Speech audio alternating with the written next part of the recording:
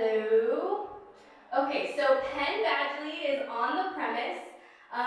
We need about 5 more minutes, but while we are waiting, we have an opportunity, since we're live streaming it for people at home, you are able to go to @ASU Baha'i, and there is a post that says ask questions. I think it's blue, it's a cool spinny graphic.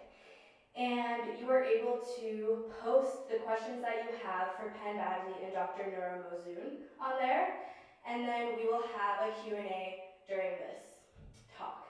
Okay, second thing, there will be a Penn Badgley meet and greet. How do we do this? How do we do this? So I will explain to you what we're doing. So, we're going to go to ASU Baha'i on Instagram. We're going to tag 5 friends, and so we're going to follow them, tag 5 friends, and the winner will be announced. Okay? By the way, I am Zakia Johnson. I'm a member of the ASU Bahá'í Club, and so you can also follow me if you're wanting to have this conversation, go past tonight. And that's about it. Thank you so much for your patience. Again, @ASU Baha'i, tag 5 friends. And also don't forget to ask questions. Thank you.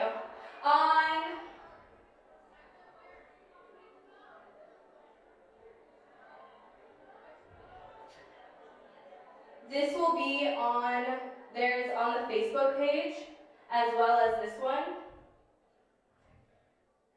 Yeah. So,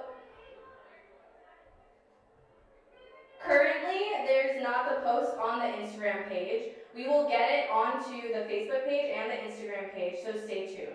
So for now, go to the questions and comment your question, and it'll be asked. So stay tuned. Thank you so much.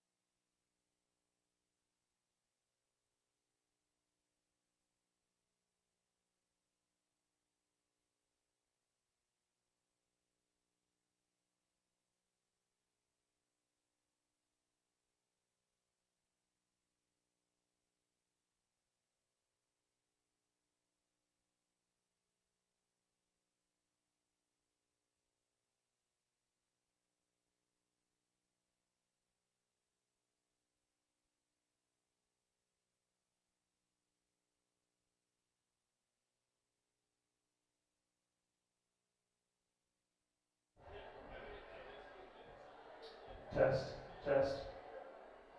Speak louder. Okay.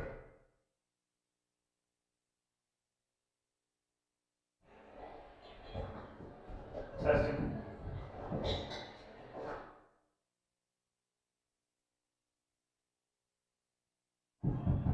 Mic 1. Mic 2. Mic 3. Mic 4.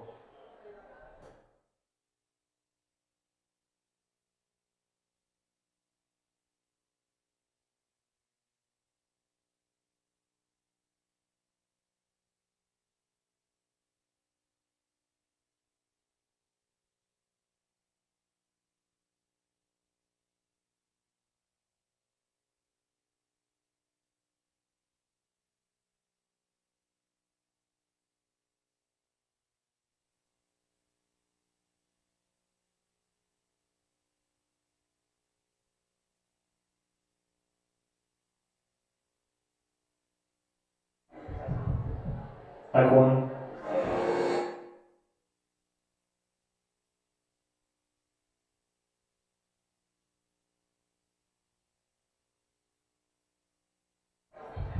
Test.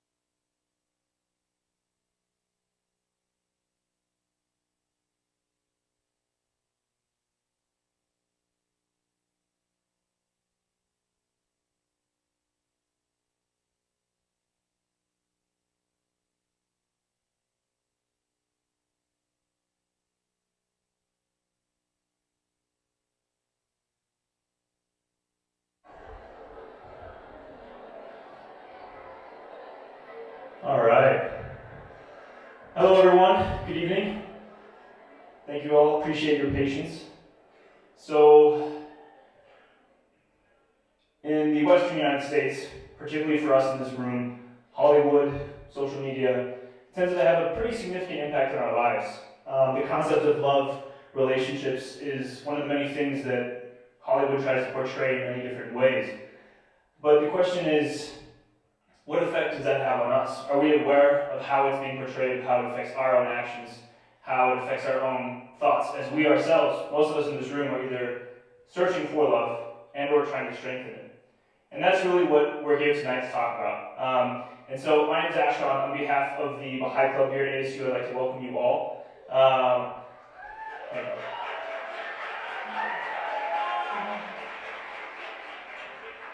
So for those of you who are not aware, the Bahá'í Club here at ASU, their goal is really to have meaningful conversations and deepenings that channel towards action, which leads to social transformation.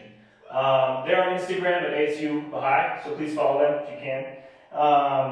And tonight, you know some people who are going to be here. I'd like to introduce the two hosts for tonight who will be up here on stage. The first individual is Dr. Nura Mowzoon. She's actually an instructor here at ASU. She was an ASU graduate. She got her master's and PhD in Nova Southeastern in Florida in marriage and family therapy. So she is both a professor here of the social sciences, but she's also a relationship and marriage coach as well. Yeah.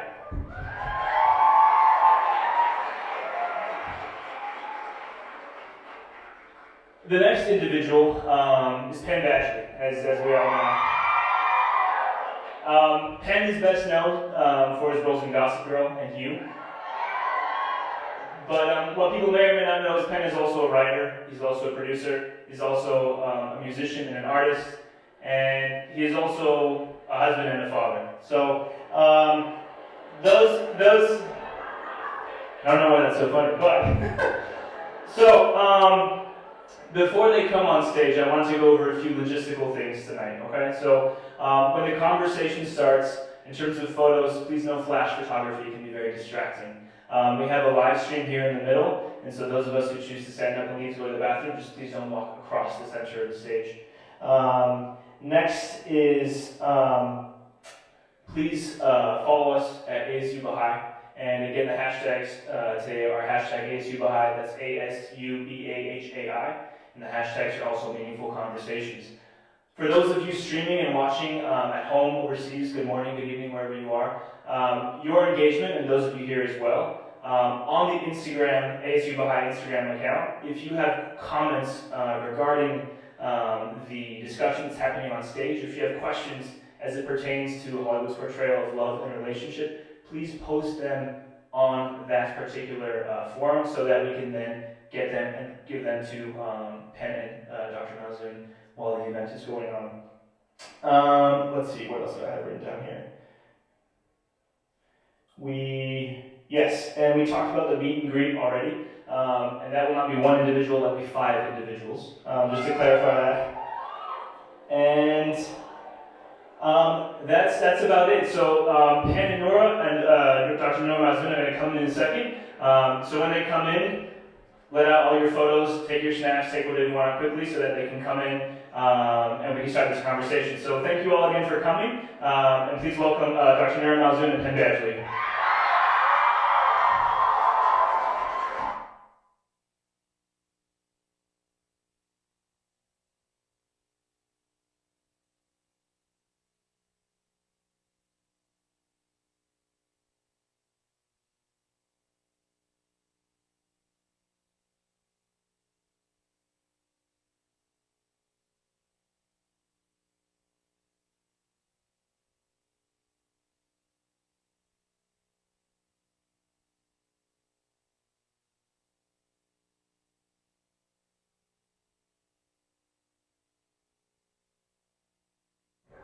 We could hold them like this. No. Appreciate the info. Hello.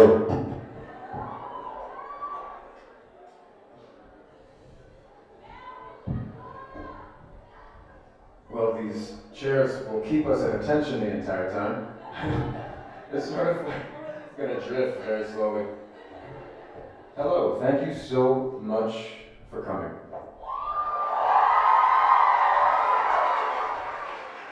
And thank you, Nura, Dr. Nura Mowzoon, for inviting me. Thank you. Thank you to the Bahá'í Club for inviting me, us, hosting. I'm gonna assume you guys were all cheering for me, right?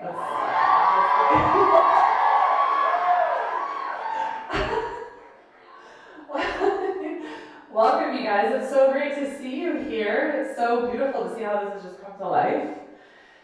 Penn and I are really excited to be here. And as most of you, if not all of you, hopefully know, we're going to spend the night talking about relationships and love. We're going to talk about how Hollywood or media has influenced our understandings, our preferences, our views, and then mix in a little bit of reality with it. So, Shout out to reality.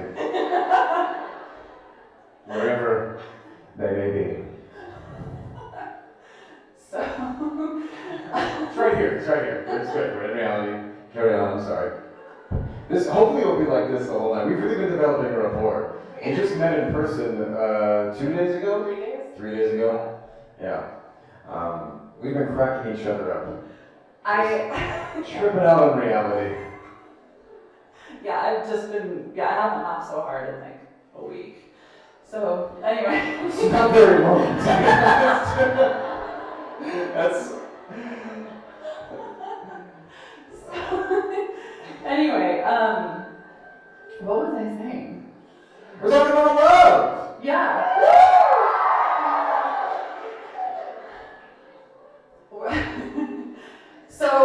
So a few months ago, the way that this whole thing kind of came about, a few months ago I don't actually remember what I was doing, but the idea kind of popped into my head because Penn and I actually have a mutual, very close friend. And for those of you guys who have had me in classes before, who know me personally, you know that talking about relationships and love and dealing with relationships is what I do for a living, and it's my biggest passion. And every class that I teach, even if it's a class about like racism and prejudice, somehow I work in relationships. I'm not sure how it happens. It's kind of a gift. But so a few months ago, I had this idea to try to reach out to Penn and see if he'd be willing to come and do something like this. And it just all fell into place so easily, so perfectly, that here we are. And we're super excited. The Bahá'í Club's super excited to host him. I'm super excited to be up here with him, and everyone's just super excited. So as the night goes on, we're going to just have a conversation about things, but we're also going to, it's all of us having a dialogue and conversation. Yeah, to be transparent about the inspiration here, so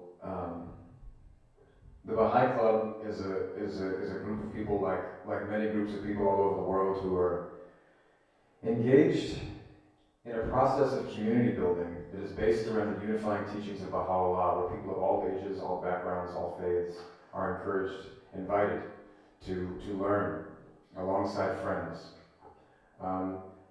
One way we do this is to have meaningful conversations, really probing, understanding that certainly if it begins and ends in words, it'll amount to nothing, but it might have to start with words, start with thoughts. I mean, the small things that are affecting each and every soul here tonight are actually the things that that get in the way of large social progress. You know, we think about large things, but it's the very small, it's the very things, they seem small in comparison to social issues, but they are the things, these negative patterns of thought and beliefs about ourselves and each other, which are truly holding us back from engaging in a deeper, more profound level of friendship. I mean, you just said when you're talking about racism and prejudice, you work in relationships. I don't know how you wouldn't, because it is about a revolution, an evolution of relationships.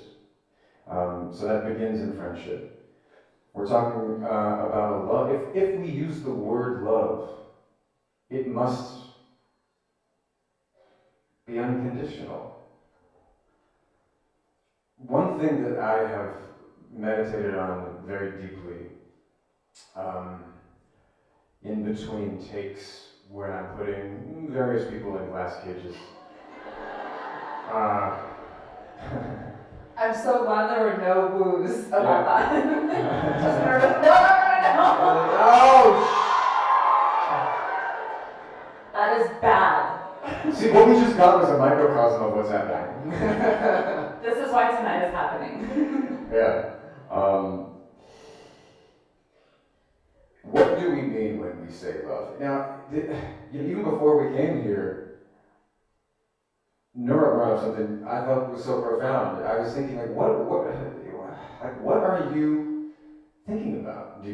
What are young people thinking about? I mean, I'm still pretty young. We're both young, but you're younger.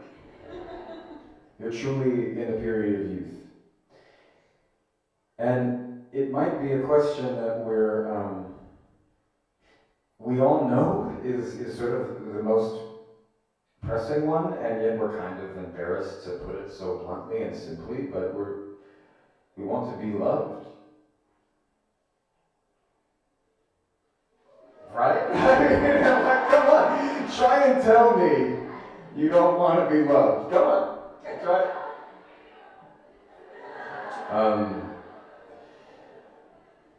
So, as though we know anything about that, we're gonna, but actually, this is not us telling you. This is not like a TED talk telling you the 5 steps towards how to get love. It's profoundly different.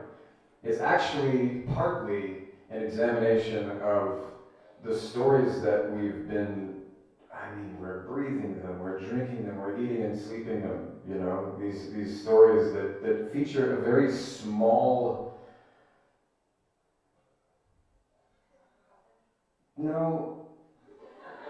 A very small, it's just, there's like a couple of protagonists we really know.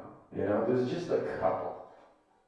And most of them, up until recently, I mean, they really, were sort of like the ones I play. It's like, a guy who more or less looks like me. Might have a 4-letter name, like the Roberts and the Chris's, this kind of thing.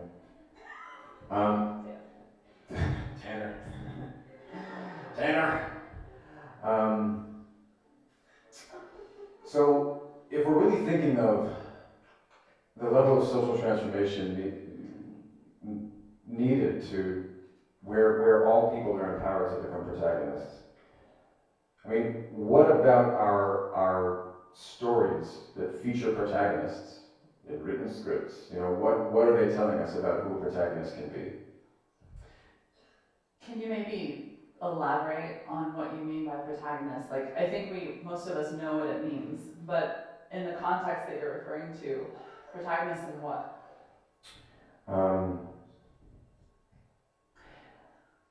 I think it's the marriage between the individual's personal transformation and how that is wed with that of society's. So, again, going back to those things which I mentioned earlier, those small things which are sort of holding us back from believing in ourselves. Trying to understand where those are coming from. Some of them are internal, but actually quite a number of them are external. I think. Okay. Does that sound about accurate? Now, she's also a therapist, so now she's acting like my therapist. She's like, yeah, so tell me more about that. And what do you think inside you is holding you back? Well, I don't know. I mean, You brought it up. But I think that's a beautiful thing for us all to keep in mind as this night goes on, because this idea of how our own individual growth contributes to societal transformation. Because I think most of us can agree that the society that we live in is it's not it's ailing. Yeah, it's hurting. That's a fair word. Yeah, definitely. And so what's our role in that? Are we supposed to just stand by and watch it and be sad about it? Or are we protagonists for change? Are we involved in actually making it better? And making it better requires growth. And growth is really uncomfortable. And so that's, I think, one of the things that we need to dig at a little bit tonight. So you guys didn't know we were going to get this deep, but now you're stuck here. So maybe I could share just a little bit, and you enter in with your experience and data as you see fit. So when I was 20, I was on Gossip Girl, right? I'm just gonna plug. How about John Zuckerberg's guy? Is that really a thing? Like you guys? Yeah, it's a. I guess it's a.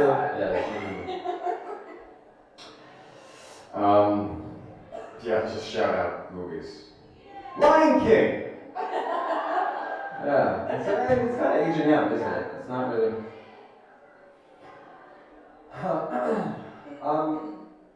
I was struggling. I'm not gonna. I'll try to reveal just the right amount of personal information, right? I think it was very interesting because suddenly, bequeathed upon me was sort of everything that we know shouldn't make us happy, but actually secretly believe it will, which is, you know, like money and attention, desire from other people who you might find desirable. I mean, really, you know, the things that we think are our frustrations, our great frustrations. You check a few of those boxes. I was able to check a few of those off. Like, these things should not be troubling for me now. And yet, it didn't seem to do anything in terms of my feelings of inadequacy. And so, in a way, like, thank God for Gossip Girl, because it really led me on what we could call like a spiritual pursuit. Really trying to plumb the depths of my interior to understand these things better, so it wouldn't sort of overtake me. Either in a totally egoic fashion, you know, or just kind of like decimate me so that I feel very small. And I think over the years I started to unpack the lessons I've been taught by the men around me, and not the men in my industry, but also the men I saw in the stories, and then thereby the men I was meant to play. You know, I mean,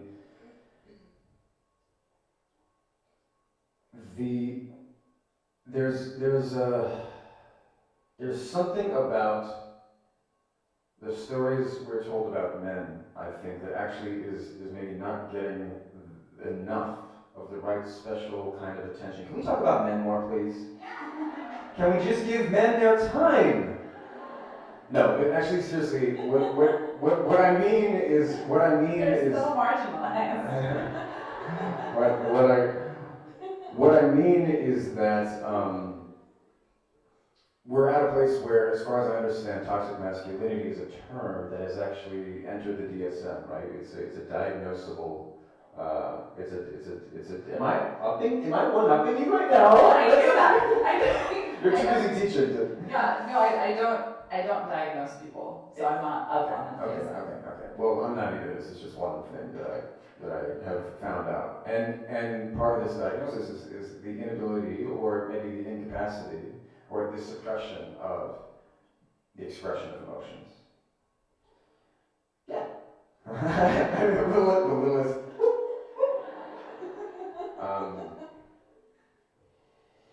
So, as much as we struggle with understanding how a male dominant society is kind of running us into the ground, I think it's also men, you know, I mean, I don't know what kind of awareness I have to say this, but I do think men are quite confused as to how they seem to have all this power and don't understand how it exists for them exactly, I think.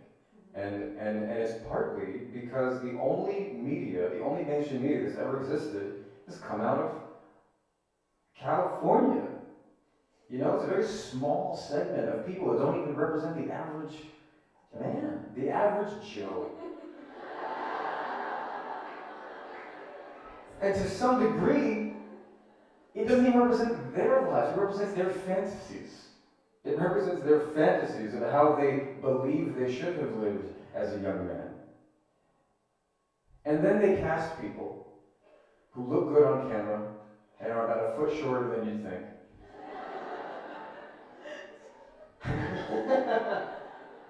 I'm not above that. I'm 5'10", it's perfectly average, just a little bit above average.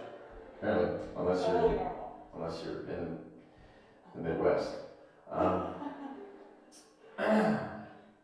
And then you know, these men who actually often are quite sensitive and not anywhere near as confident as they portray themselves on camera. Then so there's this exponential line, this spiraling vortex of masking, of veiling, and while maybe none of this is such a novel or profound idea, I mean, what is profound is how we have not been allowed to see other kinds of people. I mean, it's just, we're so conditioned and now addicted, like you do with any drug. You know, your system comes to desire it because it's so used to it and it's used to those chemical triggers.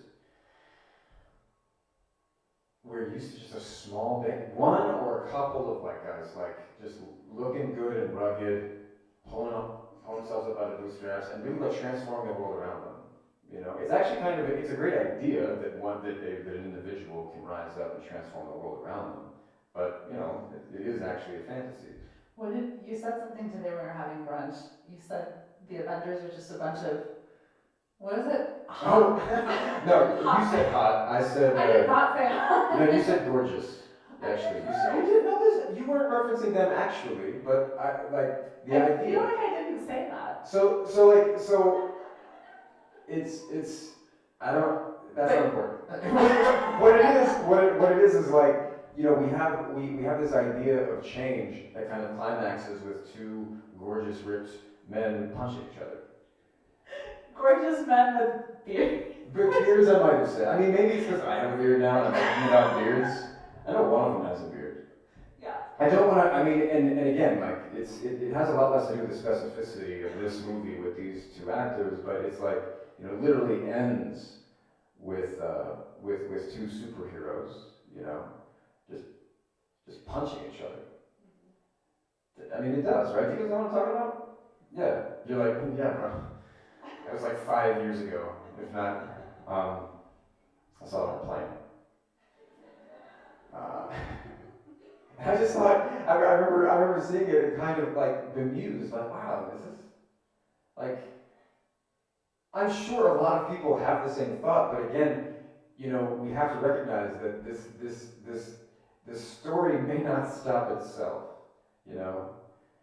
And the franchise we're referencing is like is evolving too, you know what I mean? But again, like, are the structures that foster this story, are those changing, you know? And I think we can pretty much recognize that it's removing certain individuals, problematic individuals, does not change the system. Well, and so then what happens is we're exposed to these characters in these movies throughout our entire lives from childhood. It starts with Disney, right? Like, think of every Disney movie before 2015, and the message that it taught was We're literally dismantling my career right now. But anyway, we're taught that a real man embodies a certain type of physical body, a certain type of stoicism, a certain type of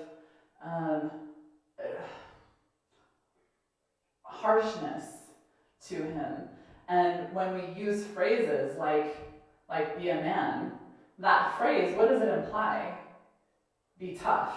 And being tough implies holding in your feelings. Nobody ever says be a man and expects the guy to cry, right? And so we raise our boys thinking this is how they should be, and we raise our girls thinking this is who I should be with. And then we wonder why we're miserable. Because we've boxed ourselves now. That a real man looks like this, and I should tailor myself to be attracted to that real man, supposedly real man, and that's also who I should date. And if anybody goes outside of that box, they're sweet.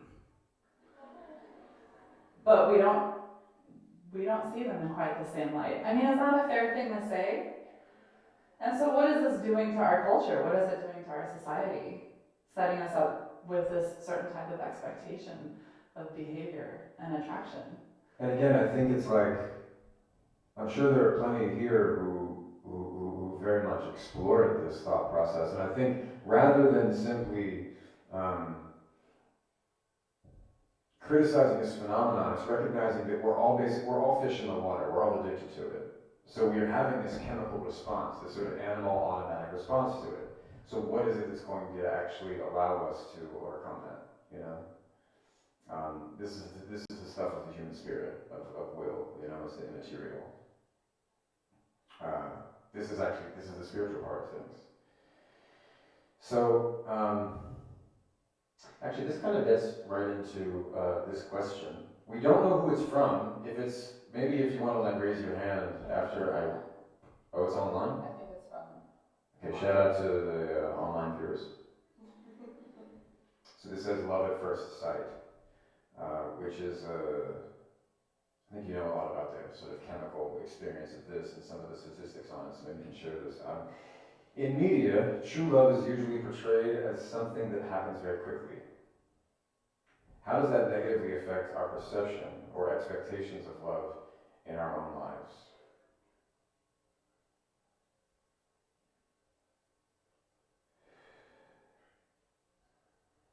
I'm wondering actually, I almost kind of want to, let's hear from you. I just really always want to go to the crowd real soon so it can become a conversation. Yeah. It's not easy with microphones. We'll try to answer the question ourselves and then maybe see what you think. There is, I feel like I've seen a talk that you've given about the numbers on this, that it lasts anywhere from 6 months to 2 years, depending on the nature of the relationship. It lasts longer. You watched that talk? I did, yeah. Like if it happens in secrecy, if it's an affair, it can last longer. But if it's, you know, well, no. But that's not to say it's a positive thing. Right. I mean, you know, you're just bartering out your stash.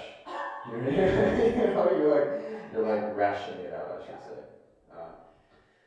Well, the idea of love at first sight is probably. Can I ask real quick? Like, do you guys? I'm sorry. Let me mansplain. Look, I want to ask you guys. This is the only reason I'm doing this. We're just talking about guys. Okay, sorry.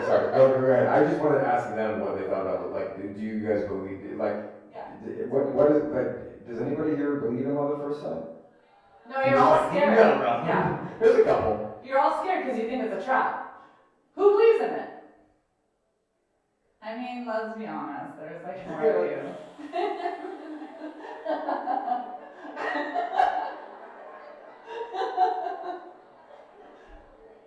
I've had it millions of times.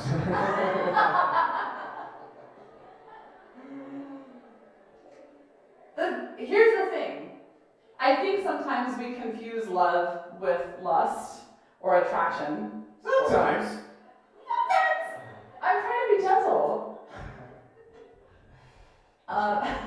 You way to derail me, Ben. I'm sorry. No, it's good. This is what's supposed to happen. But we confuse love with other things. I could talk about this for days. And no, go ahead. I forget we're in front of the crowd. I was just gonna make a joke and no. Well, we only have right now. He's so funny. So the thing about love at first sight is, honestly, if we were to ask you, well, what is it that you love about this person? So somebody just walks into the room and you're like, those cartoons where the hearts just come out of your eyes and you're like, they're the one. Like, what do you possibly love about them? Name one thing that you actually love about them. Hot. No, it's quite cool in here. I mean, you can appreciate that they're attractive, maybe you find them super attractive, but to say, again, this goes back to what you said in the beginning, the word love, it's so charged, and we don't necessarily quite understand the power of that word. But really, from a scientific perspective, it's impossible to just love somebody at first sight. Sometimes you get lucky, sometimes it works out. Most of the time it doesn't, but we don't really hear those stories. We just hear the stories about how it worked out and, happily ever after, at least so far. And we don't allow room for the attraction or the relationship to build in any other natural way. So from a scientific perspective, there's no such thing as love at first sight. Attraction, sure. Lust, sure. But let's be clear that that's what we're talking about. If you find somebody attractive at first, fine. But let's be clear that that's what it is that you're feeling, rather than claiming that it's love. Well, I'm also thinking about how that reflects in our media, because it's like, again, even as we understand that, we've really only seen models up until that point where, like, most stories of people coming together are up until they finally get past the kind of like wildly immature frustrations of first getting together, and then once they enter any kind of place of stability, credits roll. Yeah. Or you're actually witnessing the other end of it, when with things ending. So we only know how things begin and end. We don't actually know anything of the stuff in between. Or rather, we learn in our lives, but we're frustrated as we repeat patterns. You know, I mean, it happens for literally all of us. Like, the only reason we might know anything about it is because we have shared in this difficulty. You know, so I guess again, this is this sort of dual path as she considers the science. I'm thinking of this reflection in media, and so it's like we're actually kind of like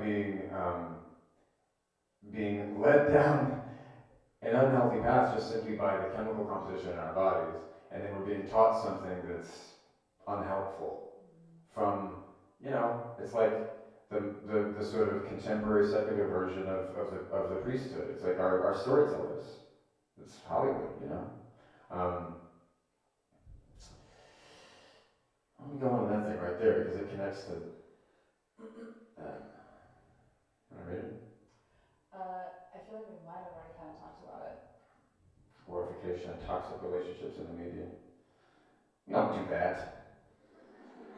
Why are characters That's the whole reason you're here. Yeah, I know, right? I'm trying. I mean, I would like to say that. I mean, for all the potential incoherence of me portraying Joe Goldberg and sitting here trying to like explore these concepts of love and relationships, is actually, I think, as long as a show like this is so popular, it's really important. Like, I think we all kind of have the responsibility to be exploring the things very deeply, you know.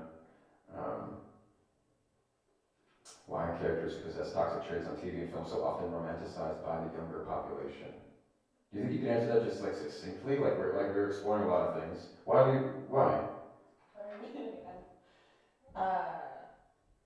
Well, I think it's because, like you said, it always works out in the end. Even if they're toxic, somehow. I mean, look at 50 Shades. I mean, don't look at 50 Shades, but no. No, but that. Gaze longingly at 50 Shades. That entire, or even, what is it, Twilight. Like these, stop. But these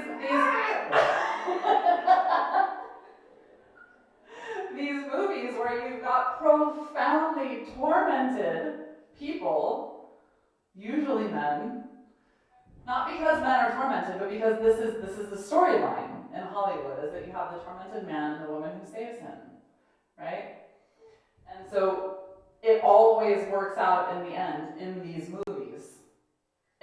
I would challenge you to think of a movie where it actually didn't. That was a popular movie that it didn't work out in. And so it gives us hope, and we're exposed to this message our entire lives, and we think this is just how it's going to be. And how many people in here, specifically women, because we're talking about media and its portrayal, how many women in here have dated men that you're like, I'll save him? I mean, you don't have to out yourselves, especially if you're sitting next to him. but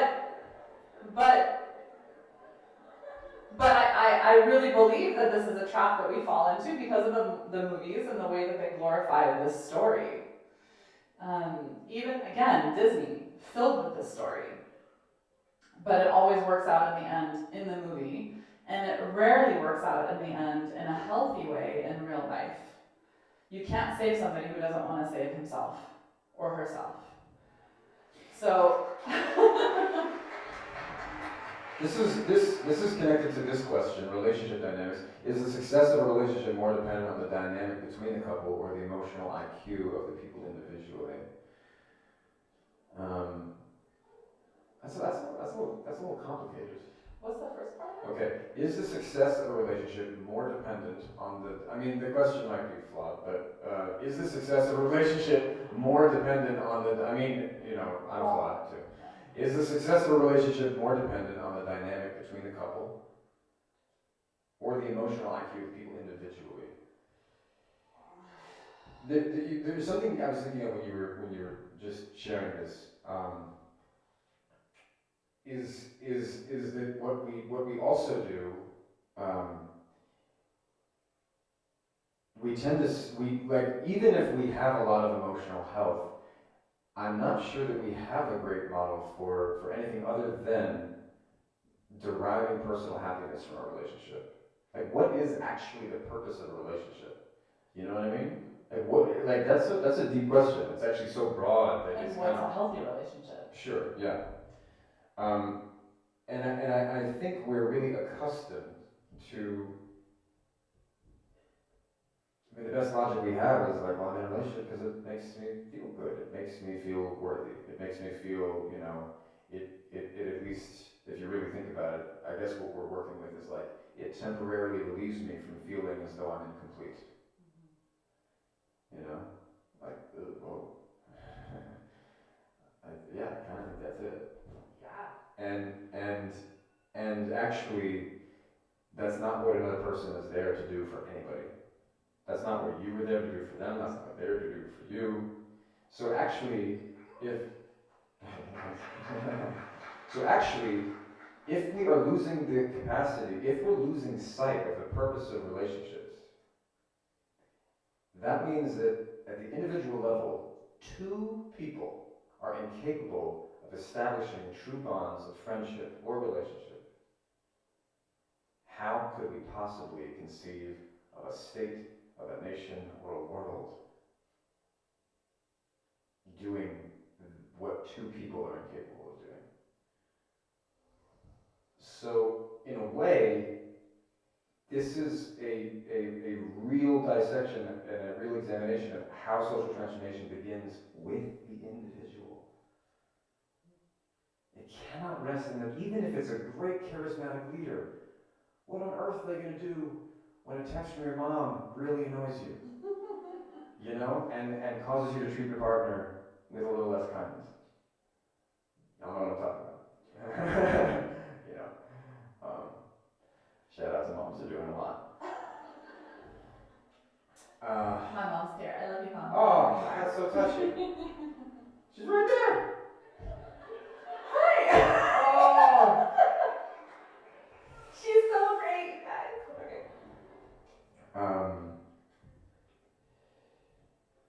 So then there's this larger question: if we're not seeking personal happiness, well, if it is not another person who's going to give us this sense of completeness,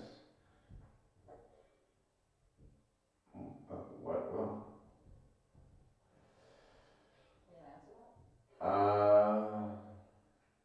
Tune in next time. So this is to me what is a matter of spirituality, I would say.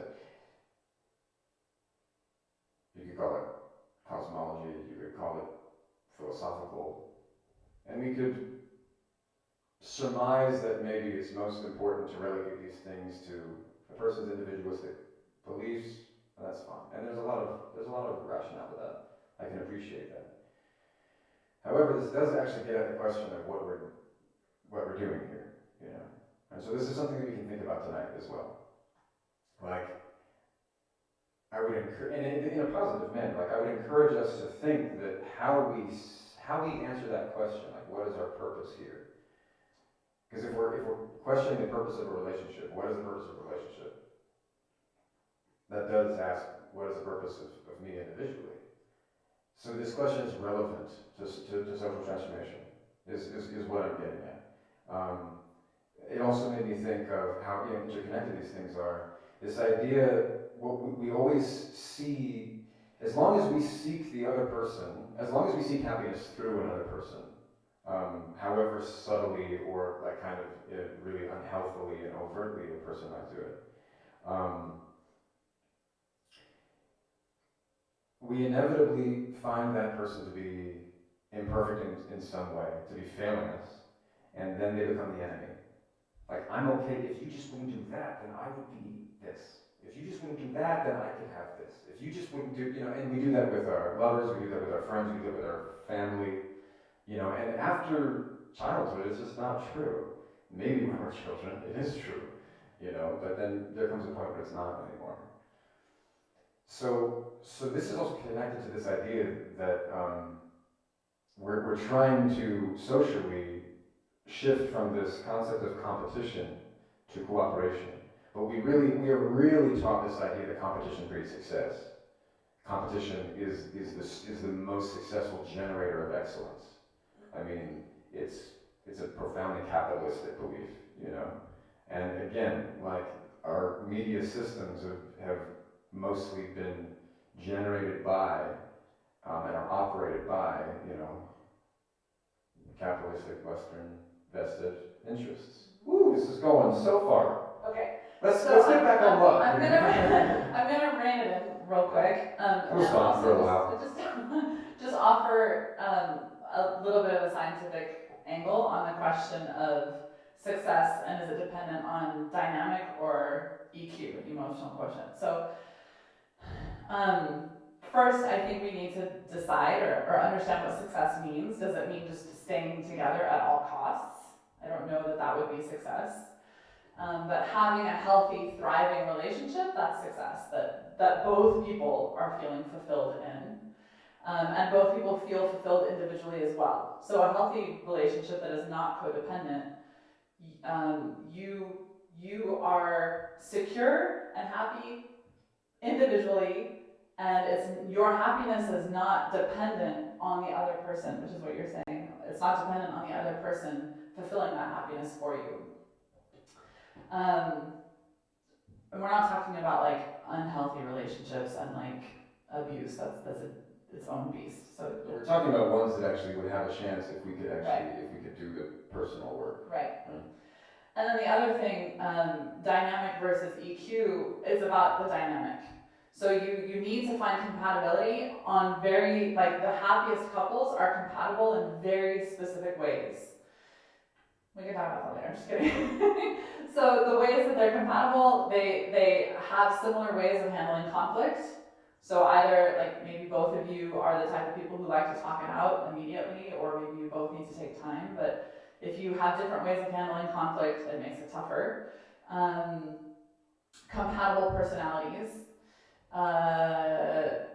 and agreeing on how power is distributed in the household, like who controls finances, do you both, does one of you, who deals with what? And in fact, there's a lot. Communication is another piece too. So in a nutshell, because we have a lot to cover tonight, it's not about finding somebody who has super high emotional intelligence. Unless that's your thing, then that's what you need to do. But it's really about finding somebody who is compatible with who you are. And that's the other thing. Like, we often have this ideal of this perfect person that we want to end up with, but then we have to ask ourselves, are we the person that person would be attracted to? Like, we want this ideal, but have we worked on ourselves enough for that ideal to want to be with us? So again, it goes back to growth. Growth. Do you want to take some questions from the audience? I would love to take some questions from the audience, so this can really become a conversation. I'm looking at you. I can hear you. We'll repeat the question, yeah.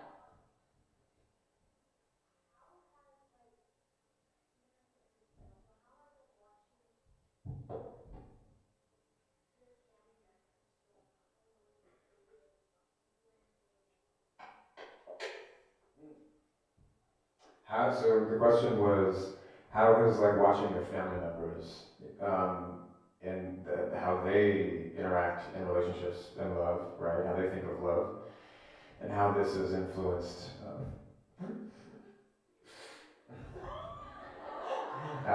Sorry, I got you.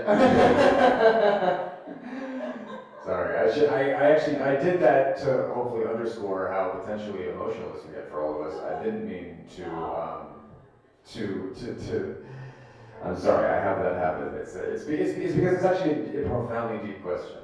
You know, it's like what we're learning from our parents. Basically, is what you asked. You know, like what lessons about love are we learning from our parents? And I mean, think about the ish they watched. You know, like the stuff they watched with us on holidays. You know, I'm just thinking of like that stuff you remember watching, like I don't know, Die Hard is coming to mind. Die Hard. I've never even seen the whole thing. I mean, it's a. Okay. But this goes back to what we were talking about earlier today about emotionally familiar. About what? Say it. So I will. Sorry. When we're exposed to our parents' dynamic, that what we view, what we see, what is modeled for us, is actually what becomes emotionally familiar to us.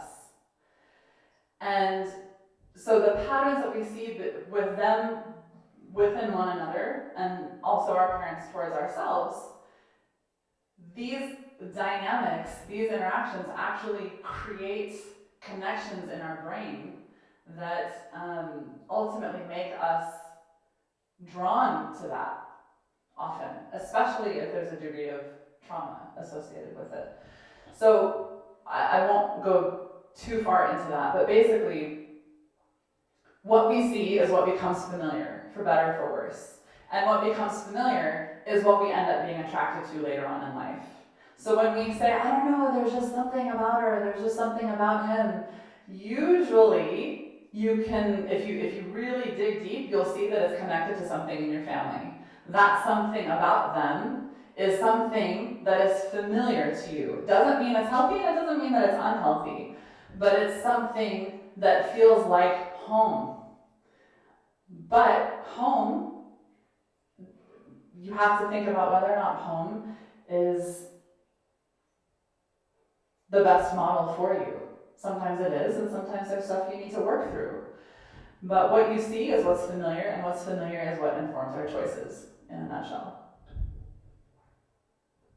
Do you want to say anything? I mean, I just keep thinking about, because again, it's like the way this relates to the stories we see in media is like, well, so then also what are we familiar with? And it's, so I mean, yeah, I'm just encouraged to think that it's important to be conscious of what we're consuming, kind of like at all times. We don't have to dwell on that any longer. I'm just wondering. Yeah, it's a good idea. Are there any questions? Oh, okay, yeah, waving, flailing in the back. Okay. I want to hear it. Maybe it's not. I got it. Hey everyone, my name is Jameson Roy, and I was just wondering, at the end of season 2, Joe, this is for you. What's up with that last girl that you saw peeping through the? You know what I'm talking about? I know you know what I'm talking about. What's going on? I thought everything was good with what's her name? That's good to you. Love. I thought it was true love. This is why we weren't going to take questions from the audience. It's good. It's fine. Thank you, sir. Jameson. Was it really worth all the flailing? Well, I mean, so maybe the essence of the question though is like, how could Joe really repeat that pattern, like that obvious pattern? Like we're watching, we're like, no what? The second he says hello, you're like, what? You have to be kidding me! But naturally, a person as disturbed as that is going to repeat patterns. So again, this is. Everybody thinks it's his mom, right? That's what she does for. Yeah. Oh. What? That's what everybody thinks. I've heard, this is a theory I've heard. That's gross. No, it's not. Well, actually, but he doesn't know that. Or maybe, oh God, does he? Joe!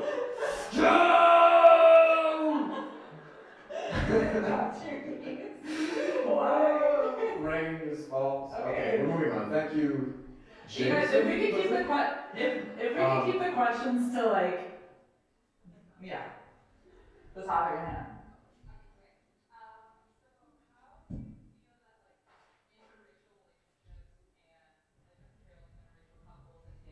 Hollywood. Oh, hi. I'm Christine. Okay, how do you feel that like the role of like interracial relationships, intercultural relationships, intercultural families portrayed in Hollywood has influenced the way that interracial couples, families are like behaving in real life? Well, I don't know that I have any. I mean, I have some thoughts, but like, I certainly don't have any kind of like expertise or authority on that. Yeah, right. I mean, maybe you want to think. Yeah, you want to say? Go. Yeah, same thing. Yes.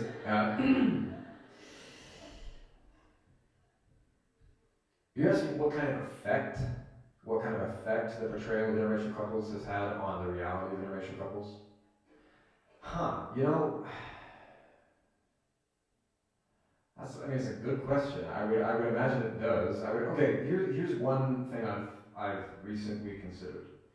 I was in the theaters with my family, my wife and my stepson, and we were the previews of the previews were there, and there were actually a lot of interracial couples in the previews, and I started to notice, and actually just straight up like families of color, minority.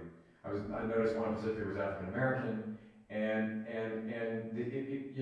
on one hand, on the surface, it seems like it's great.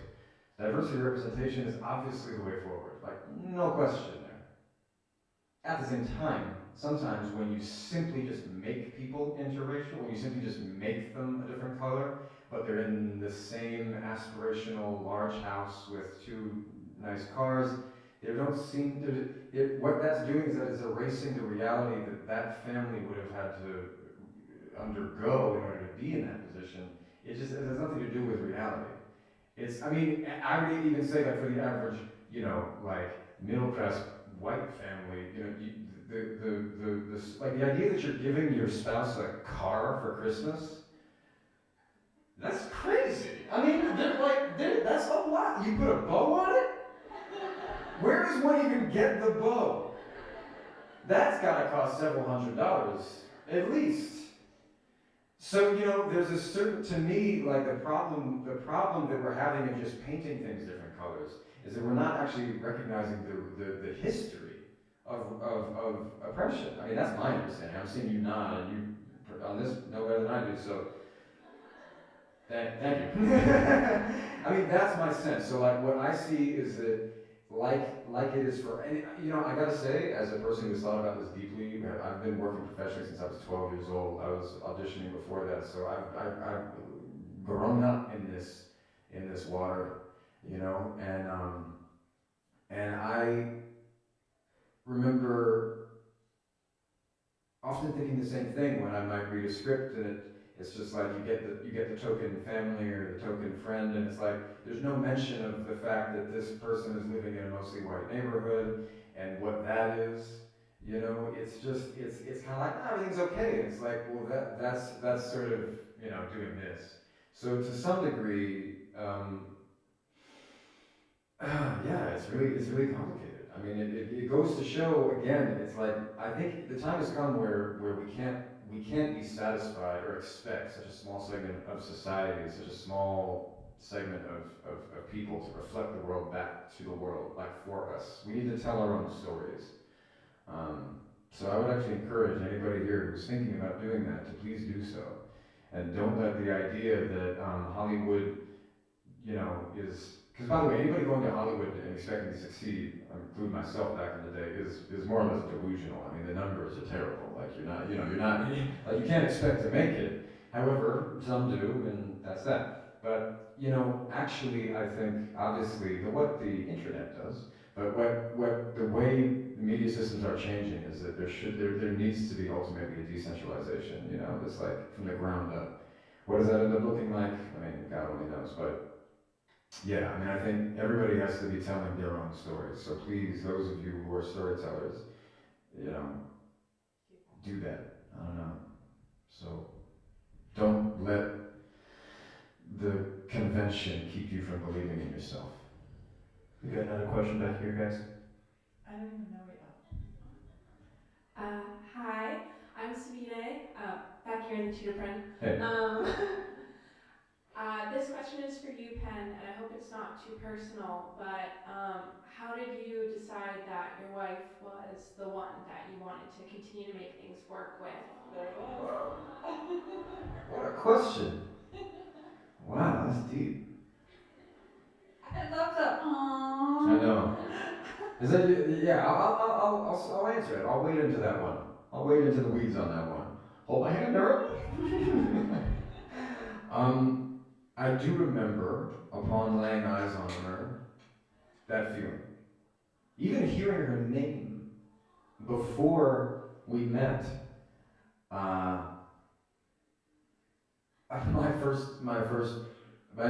first thing I said to my friend who was about to introduce us, wasn't thinking anything of it in terms of introducing us. I said, wow, I feel like I could fall in love with that person. That might be a little crazy, to be honest. That's not, like, that's Joe level, maybe. I mean, like, what was going on for me? He was like, And I was like, I heard the name, Ben. And I saw her, and I mean, she is outwardly as beautiful as she is inwardly.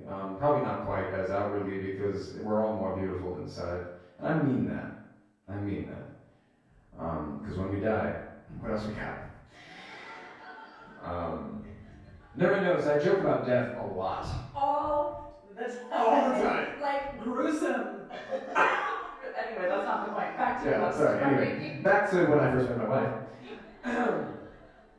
I mean, upon laying eyes on her, I did have that sensation. But you know, here, look, the truth is, I had that sensation before, and it doesn't mean that it's not meaningful. And I didn't just like have it all the time, but two things happened. First, I did have this sensation of love at first sight, as much as it may exist.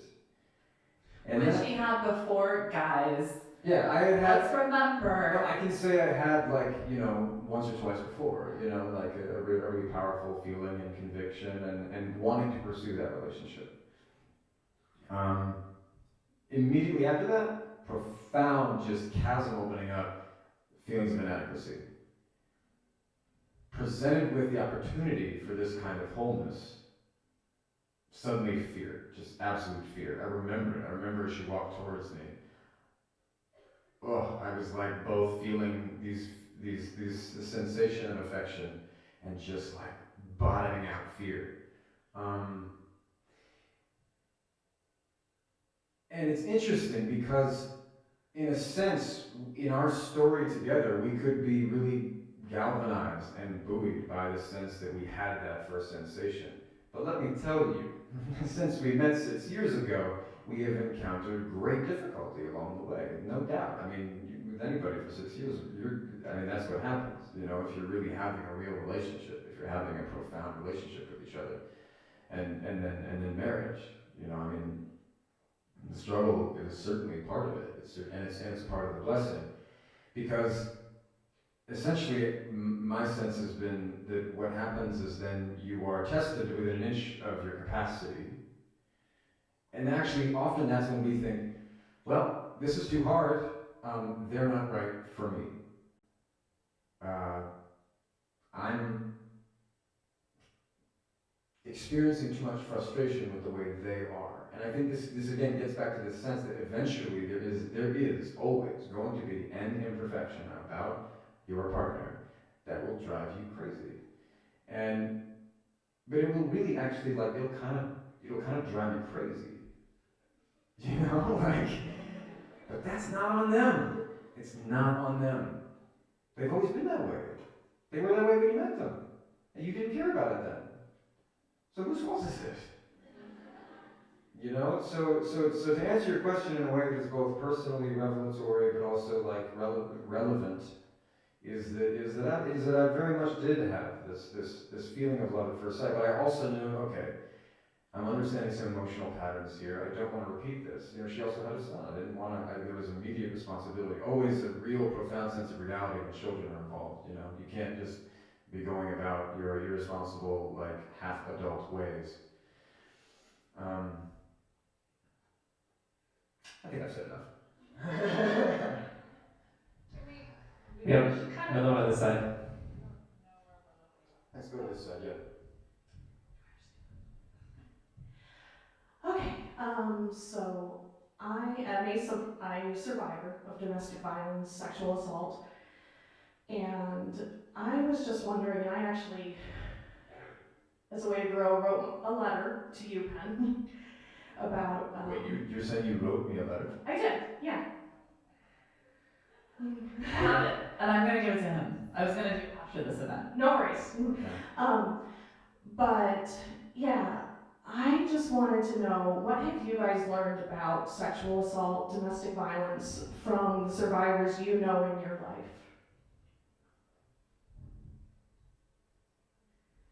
Okay, well, I guess you're technically asking me. Well, you're asking both of us, right? Nura, do you want to start that one? Because I've been talking a lot. Sure. I mean, this. Okay, yeah. I'll start off by saying that. Where are you?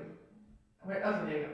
I'll start off by saying that this is not my specialty, so I can't speak to that degree of expertise because it is very much its own thing.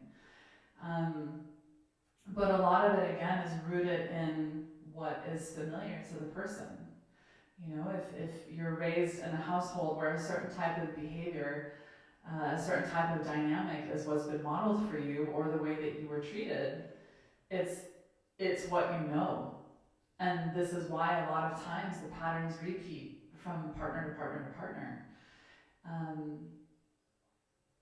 And it's heartbreaking, very difficult to get out of, but definitely possible. And I think what needs to happen is actually, well, a lot needs to happen, but on one hand, by having these conversations about what is masculine, what is healthy, having these conversations and intentionally raising our men to be kind, to be sensitive, to be compassionate, rather than hold it in, and then often your anger just explodes. So I'm not justifying the behavior at all, but a lot of it is rooted in children being treated a certain way and not being given the tools to actually act out in a proper, healthy way. So raising our sons and our daughters to actually understand what is healthy and to practice it. And then the other thing is removing the taboo that still exists to talk about it. So many women who experience this don't feel comfortable talking about it. They don't want to talk to their friends because they often feel that the blame will go on them. What did you do to provoke it? Are you sure it's not your fault? He didn't mean it. Or, what are you doing? Just leave him already.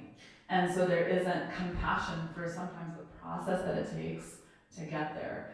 So I think on one hand, it's about raising healthy boys and men and daughters and women, and also empowering women to feel like they can talk about it and that they have somewhere safe to go to when they leave. Yeah, I mean, we all places need to be an asylum for people fleeing violence, gender-based violence. A statistic I learned from a woman who does this work and represents immigrant women and children fleeing gender-based violence. So it's also interestingly kind of like this, it relates to immigration and this country being an asylum for those fleeing. It takes an average of 7 times for a woman to leave an abusive relationship. So for us as their friends, how many times does it take us to get fed up and start blaming them? How many times have I been tweeted at like some trash about Beck? You know what I mean? Like how much we see her as at points a questionable character. How actually unlikable we find Candace. You know. I mean, this is it's troubling stuff. You know, like how willing we are to forgive the man in the relationship, and how implicitly we feel the blame rests with the person who's receiving the abuse. So again, this is questioning our capacity for unconditional love, believing that it essentially exists, absolutely no doubt. But like, how quickly are we letting ourselves get distracted from that? How quickly are we becoming impatient? you know. And the reality that like this culture of phones and just constant like TikTok's like a 6 second, how long does it last? It's so quick. It's just so quick. I mean, it means the attention span of our children. We're talking about educating our children, right? Well, our children are watching TikTok, and their attention span is being just like shortened by the swipe. Where do we want to go now? We got one back here. Okay. Hi, sorry. Here we go back here? Okay. Right here, the one with the broken mic. So my name's Jaden, and I actually do want to be a storyteller. I want to be a cinematographer. And I was wondering if you think that storytellers now have a greater job to morally influence people's ideas of love rather than entertain them and tell their own stories. Absolutely. Yeah. Thank you. We do have a responsibility. We absolutely do have a responsibility. That's partly why I'm here. Like, you know, again, as long as a show like mine is so popular, it's important we really expound upon these themes. And of course, more and more, the stories themselves need to do that. And I'm not suggesting that my show doesn't, but it's a starting place. I think it's a starting place because of how viral it's become, you know. And thank God it's an opportunity to establish this conversation. It also points at the need for diversity of perspective, needing to have more and more storytellers of different colors, different backgrounds, different nationalities. I love the director of Parasite called he called the Oscars local. I love that. That was great. Anything you have to add about that, or do you want to? Let's keep getting through some questions so we can get Mom and Bridget go right here. We have it right here. Okay. All right. Let's let the disembodied male voice tell us what to do. Where is that disembodied voice? Where does it come from? Here? Okay. Hi, my name's Autumn. I just want to know, like, I'm from like 20 minutes from Los Angeles, so like, how did you make like healthy relationships in Los Angeles and like overcome like the bad ones? I'm not sure. To be honest, I don't know that I succeeded in that. I moved to New York when I was 20. Part of the reason I was struggling is probably because I hadn't really established a lot of healthy relationships. I was trying, but you know, when you're 19, 20 years old, how many of you are like 19 or 20 years old in here? Wow. You know, I can say I never felt so old when I was that age, I never felt so, not now, I don't feel old now, I feel so young. You guys are babies. You have great capacity, but you're so young, it's great, you have so much ahead of you. When I was that age, I mean, I just like, I have never felt as old as I did then, as heavy as I did then. I mean, the way that social matters were affecting me. I mean, I can't even imagine how you feel at this age now, seeing what you're seeing. I mean, in reality, it was still very much headed here when I was your age, but it's here now, you know, ever more. So, establishing healthy relationships in Los Angeles.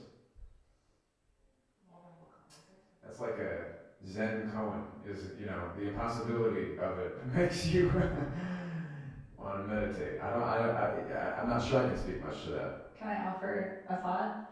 Even though I didn't live in LA, but I think it's the same process that happens anywhere.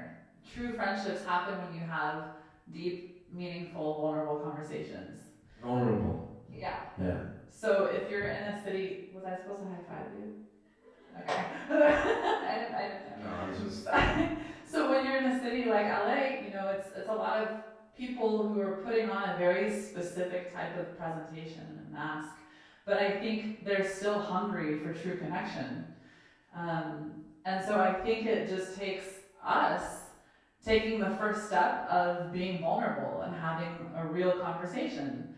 And maybe they'll receive it and it'll be reciprocated, and maybe they won't, but then you've filtered out the fakeness and you'll draw in what's real.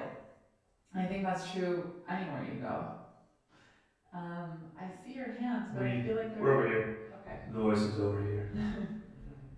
Going back to your discussion discussion about relationships and how they're modeled to you in your childhood and how that affects how you treat relationships going in the future. I've found that it's very easy for me to develop a fear of love due to the complicated relationship that has been modeled to me throughout my childhood and still is modeled to me now. How do you advise that myself and others like me kickstart a path towards growth rather than just being scared of love? Therapy. Really? Yeah. Really? So can I? Okay, so let's actually have a little. So can you go further? Can you unpack what therapy is? Because we get therapy from a therapist. We go as often as we can. If we can afford it, if we're covered, all that. I mean, that's an entire issue as well. The capacity of the therapist is obviously something that. So can we kind of unpack what therapy is? Well, so there's a ton of different types of therapy, a ton of different modalities and things like that. But what I can tell you guys is that statistically, I'll get to that in a second. Therapy, essentially, good therapy, helps you get to the root of the story of you. Not the story of you, but like the story of ourselves. Who are we? How did we get to be here? What are the narratives that we have in our lives that are serving us or not serving us? What have we experienced that affects the decisions that we make that may not be healthy for us? Or that affects the fear that we have of connecting with someone because of difficult times that we've been through. So effective therapy unpacks that and basically helps you rewire whatever it is needs to be rewired, keep doing the stuff that's working for you, tweak the stuff that needs to be tweaked, and ultimately, you should be able to then feel empowered enough to be on your own. You shouldn't have to feel reliant on your therapist for like a decade. And if you want to know how to know who a good therapist is, the single most important factor in choosing your therapist is the connection that you have with him or her. That's the single predictor of whether or not it's going to be successful, is how much do you click with them. It doesn't matter if they have a PhD, it doesn't matter what type of therapy they've studied. What matters is whether or not you click. So you might have to try a few, but when you find one that you click with, you should stick with that. And I would go back to this idea that it ultimately is leading to the individual becoming empowered to become a protagonist for change in their lives and their communities. There's a quote that to not to balance or exist in any kind of opposition or tension, but to go right alongside this therapeutic way is the key to self-mastery is self-forgetting. So there's I think to some degree, and please challenge me if it sounds like I'm saying something that's unhelpful, but I think also like to some degree you cannot overturn every stone on the beach, and there comes a point where it is service to others, attention to the well-being, to the material and spiritual well-being of our communities, right where we are, that will help us in this path to recovery and that much more. We have one on this side, over here. Hi, I'm Lonnie. Earlier you mentioned that in order for a healthy relationship to work, they needed to have similar approaches on situations. So my question is, what's your take on how two opposites attract? Sorry, I don't mean to laugh, but it's... Well, you did. I did. You laughed in her face. Okay. No, but this is another trope that Hollywood teaches us, right? That opposites attract. What I can tell you is that statistically, opposites may attract, but they don't last. So there's an initial curiosity that happens a lot because this person may be so different from you that you're just naturally very curious and drawn to it. But like Penn said a little bit ago, often what you find to be annoying later on, you were okay with in the beginning. But we're talking about it on like a core level, not like, oh, you like rap and he likes country. Like that stuff doesn't matter. But it's about like, how do you view conflict? What are your goals in raising children? What are your goals for your life? The bigger, deeper things. Being opposite doesn't tend to work in your favor. Do you want to say anything? Yeah, I mean, I don't know. Yeah, that was good. Good on Let me the go back. Yeah, we're trying to point this person here before I just said, well, why don't we try? Can we try this one? She's real close, and we can repeat the question.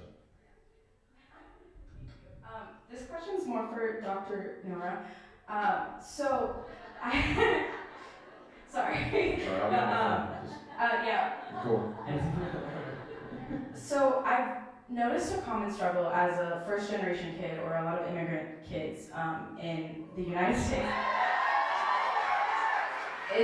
It's this, tie between like trying to find the person you want to be with and then having different faiths. A lot of the organized faiths stem from very similar values, but a lot of people when they're raised, they don't like to, shift from anything, and you don't want to ask anyone you're in a relationship with to convert for you or things like that, but there's also pressure from family members and a lot of things that come along with it. So I guess the question is kind of, how do you combat those struggles in a healthy way to like maintain peace and stability with family members and relationships as well? I know it's heavy, but it is heavy, and first generation, I won too. It's hard. It's hard, and I don't know that I have a perfectly prepackaged answer for you.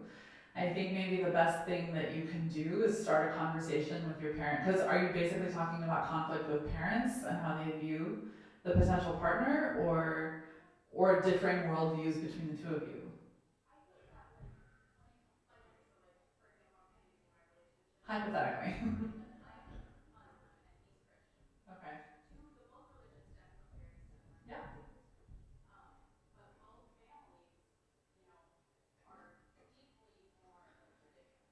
Okay.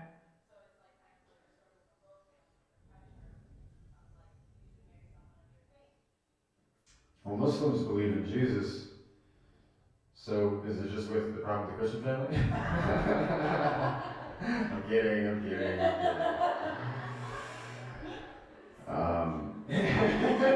Ooh, okay.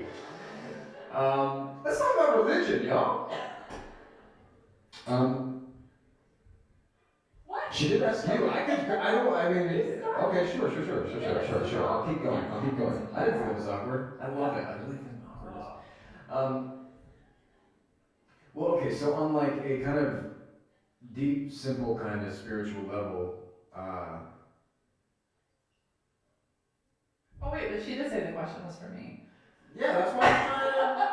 That's what I'm Okay, I'll let you say what you're gonna say. Just please. Okay. Sorry. I'm just gonna talk about the unity of all the world's religions. Yeah, but yeah. Okay. So understanding that there is an essential eternal truth which all the world's religions are revealing to different people at different places, different times on earth. These different messengers often saying the same thing, understood in different ways by different people. I'd say if the issue is truly between your beliefs, you and your partner, that's something that's actually a really incredible lesson to learn. That shouldn't scare us, because actually we all believe something differently, slightly, about the nature and purpose of life. And if we let that get in the way, well, actually, we're done. We're just gonna, slowly and then very quickly see our way out. So actually, I think like finding the essential unity between beliefs is the way forward into the future. That is actually Baha'u'llah's message. So like we are Baha'is, and Baha'u'llah teaches that it's the essential eternal truth of these messengers, a bit like the way that the sun rises at different points on the horizon. It is still the same sun. You could also say it's a new day. You know, however, are you guys gonna call your parents, say that, and they're like, oh, cool, yeah, because, you know, otherwise wars wouldn't be fought, right? So, I mean, this is something that we think about a lot as Baha'is, like finding the essential unity between not just faiths, but belief systems, systems of thinking, patterns of thought and action, and finding the essential unity for all people, because we are one human family, right? But having not grown up in a Christian or Muslim family, I should step out and let Nura talk. I think you're hitting on a really important point, that if you were to actually get to the core of whatever religion it is that you're talking about, the spiritual beliefs are basically the same. Spiritually, no matter what your label is, you believe in kindness, love, compassion, things like that. So it's the social stuff that could change. But in terms of how you navigate things with the family, I think what seems to be the most effective is when parents want to feel respected. They want to feel like their feelings and their thoughts matter, and rightfully so. So I think the key would be to address it again from a place of unity. You know, we can't talk about like unity without practicing it with the people that frustrate us the most. So approaching your parents with this dialogue from a position of wanting to seek out truth rather than wanting to prove wrong, I think works wonders. So it takes humility. It's hard. It's really hard. But I think that's your best route. Good luck. We got one over here in the front. Hi. It's a two-part question. I was going to ask, why do you think people aren't comprehending the true things and hidden meanings behind you? For example, being trapped in the box kind of resembles how it feels being trapped in a toxic relationship. So the second part is, how do you think people can learn to understand that versus going on Facebook and making memes about it?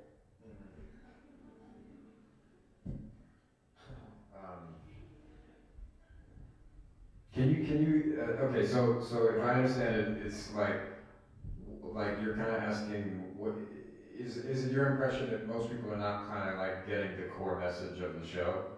Yeah, because I am minoring in psychology and majoring in family and human development, and Oh wow. yeah. So just that's mom. So Nice. Hey. I was just wondering why people, because I'm also a survivor of IPV, and I was just wondering why people aren't grasping that concept, because Joe is literally a murderer, but yet they're making jokes about him and the show, and they're not really grasping that he is a murderer, he's a bad guy, he's toxic. Yeah, well, so there's a subtlety, so I mean, it's a profound question, and it's a deep and extremely valid question. There's also this kind of like, there's a qualification I would like to make, or like a disclaimer about the nature of the show. And I'm not even trying to like explain it away. My understanding is like, Joe is not a clinical portrayal of a psychopath.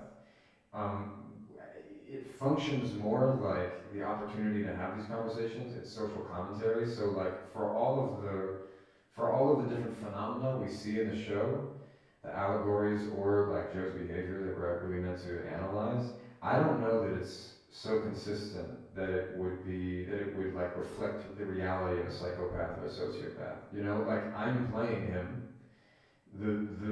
and sometimes what I have to do is believe what he believes, which is that he is this incredibly sympathetic and kind person. So often he is actually kind of impossibly sweet. So the reason I'm saying this is because what your question I think is also asking is like, how is this the way that we're telling the story, or why is this the way we're telling the story? Because to me, it's a device that's been created specifically so that he is likable. Like we're making him likable.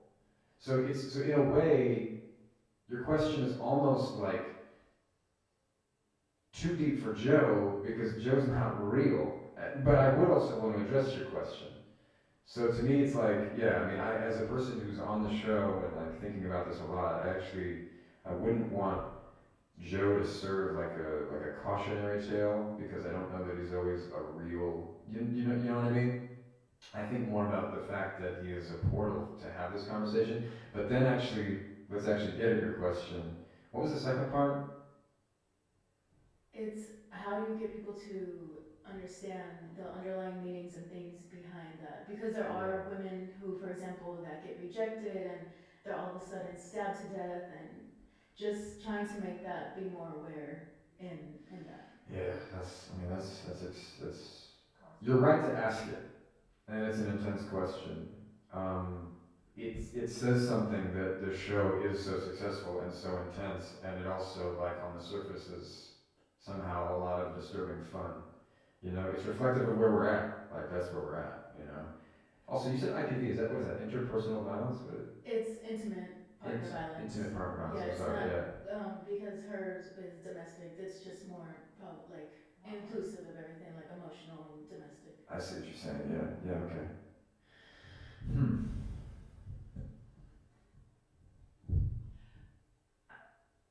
I mean, I just want to maybe say the unpopular thing. I personally wonder, I think we have Penn here who questions the character that he's playing and is uncomfortable about, you know, some of the reactions and the way that it's perceived and things like that. But generally in Hollywood, I'm not speaking to the show you specifically, but generally in Hollywood, I wonder if the intention really is to like tell this deep story and like really try to get us to analyze things. I just don't know that that's true. Yeah, no, fair. Yeah. So. Yeah, I mean, I think the question is like when it comes to these huge corporations which continue to merge and conglomerate, and there's like two left, you know, more or less. I mean, what is their vested interest? Is it for us to have profound self-reflection and become independent thinkers? I mean, no, obviously. So, you know, so we're up against a lot where we're going to see, it's a sort of stimulation. I think we should question, like, what is this stimulating? You know, what is this stimulating in us? Like, yes, we can elevate the conversation and have a lot to think about. Thank God, that's a human capacity. We can elevate. We can do it with anything. You know. And then also, I think we have to wonder, like, you know, how much are we letting the kind of animal response, the sort of automatic response, take the wheel, and watch things that are stimulating this deep kind of sticky feeling, as opposed to really trying out our higher nature, you know. And it's not strictly binary. It's not linear. It's like there's a lot of gray areas in this. So again, I mean, I think you're really right to be asking the question. I'm not even sure that we've answered it at all. But thanks. Yeah. You guys, we have a question up here. Hi, my name is Paloma, and my question kind of goes with the one that was just asked. Have you, Penn, or someone in the production of you, have considered adding resources or a hotline at the beginning or end of each episode for people who can identify with characters such as Beck, Ellie, or Paco, and that they've been able to recognize those patterns thanks to the show?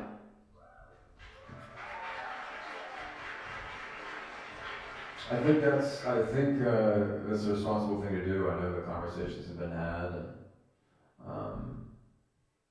for all the things I've thought of in my moral quandaries with Joe Goldberg, I haven't thought about that one in some time. So thank you. It's got to be the responsible thing to do if it has any cultural relevance. So I wonder if I could promise you right now, third season, you'll see it. Thank you for that suggestion. That was beautiful. It was really, really beautiful. somebody here together. Hold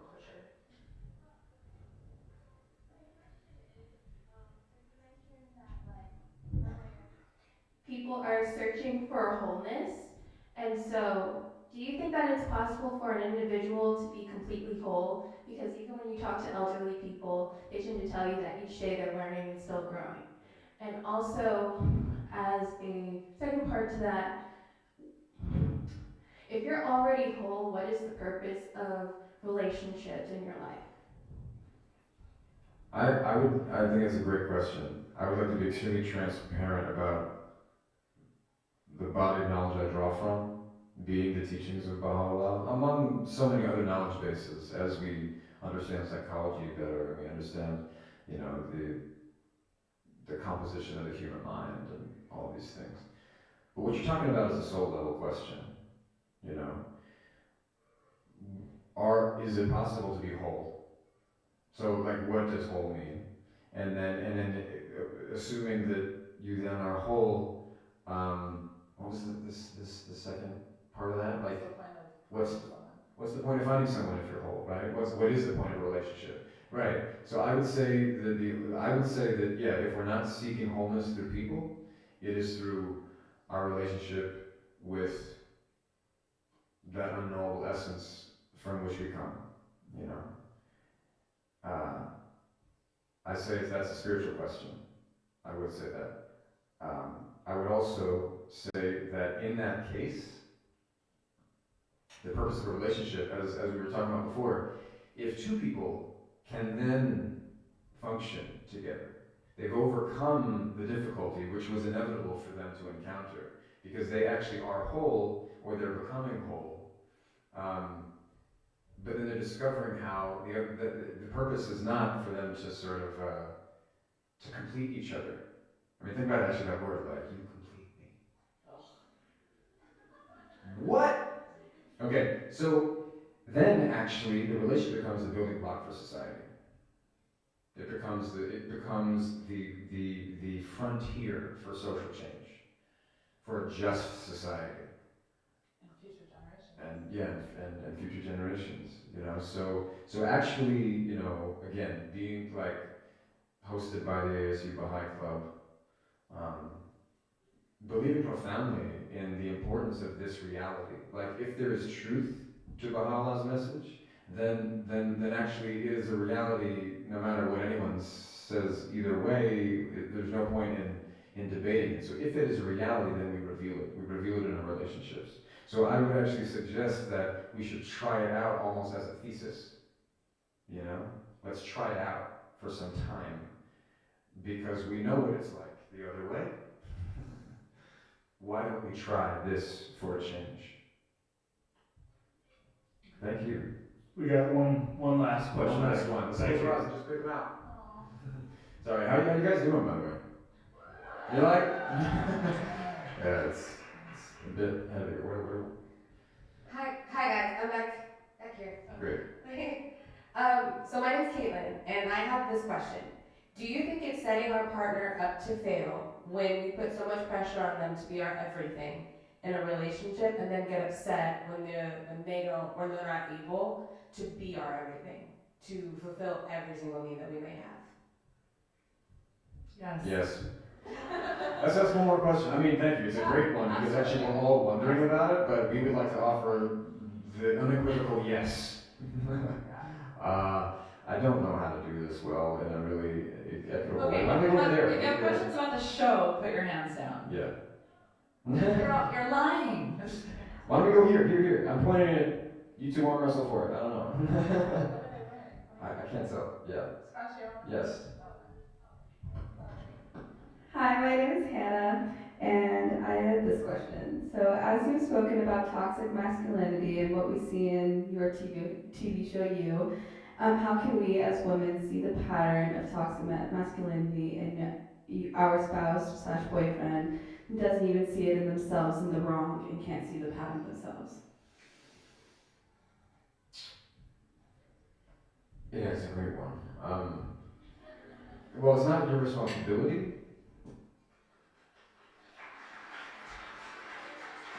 And synonymous with that is this concept of an unconditional love. So, but what does love look like? Sometimes it looks like the discipline of a child. You know, sometimes love looks a lot of different ways. So if you love a person who is abusing you and thereby themselves, the thing to do is to be clear and leave. You know. Yeah, unconditional love doesn't mean unconditional pain. Yeah, it doesn't. Yeah, it doesn't mean lack of boundaries.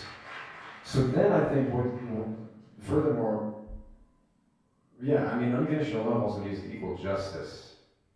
You know, it's upheld by truth and fostered in unity. You know, so I think like the onus is not on the individual, but maybe on the collective. You know, like, because where the collective has gone wrong is been a place where that person could learn these bad lessons. Sure.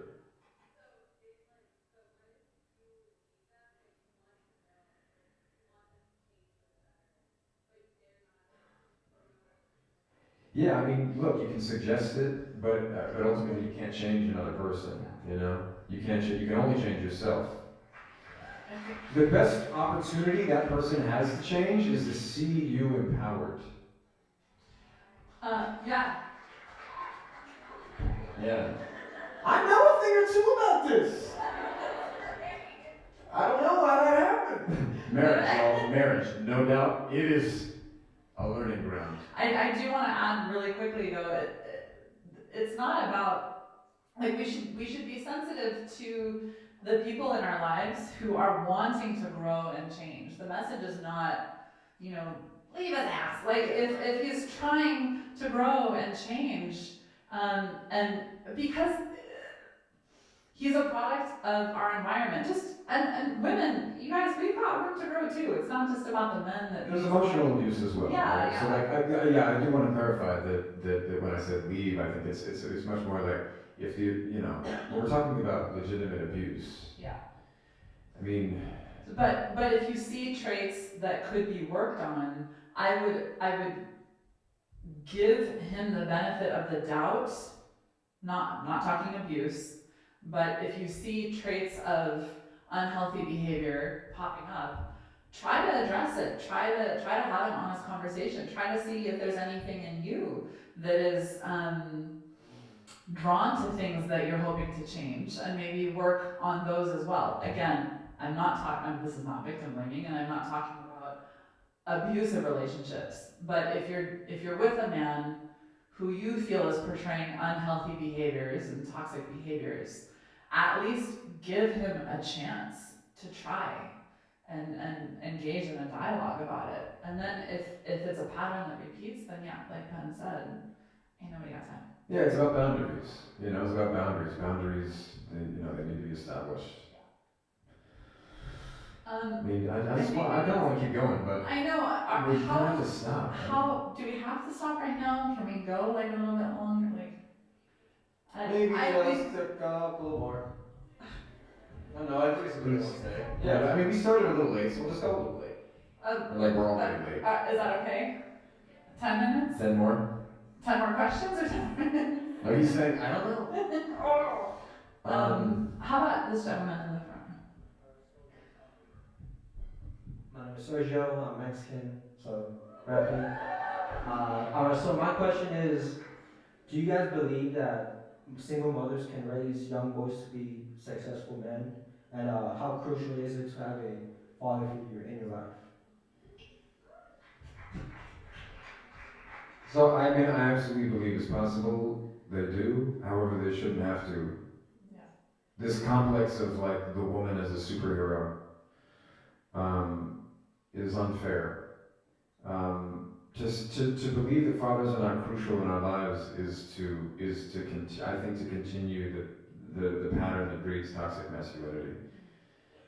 It's I mean, on one hand, it is to relegate men to an irrelevant place. You know, we can say men are trash, but like, it's half the population, guys. We gotta think more critically. Like, I get you, I feel you. Like, fathers need to step the F up. Where have they been? right? But it is a crucial role, and it's one that we don't yet seem to understand at all. And so rather than abandoning it, we need to embody it, we need to manifest it, we need to believe that parenthood is important, which means that we need to believe in children. I mean, we need to believe in relationships. So I feel you, man. I mean, it's like, you know, I was raised by a single mother, and they shouldn't have to do it alone, though, you know? It's like they shouldn't, like, can they? Yes. Yes, they do. You know, they do, and God bless them. They shouldn't have to do that. They shouldn't have to be a superhero. And then it gives also men the opportunity to be fathers. Thank you.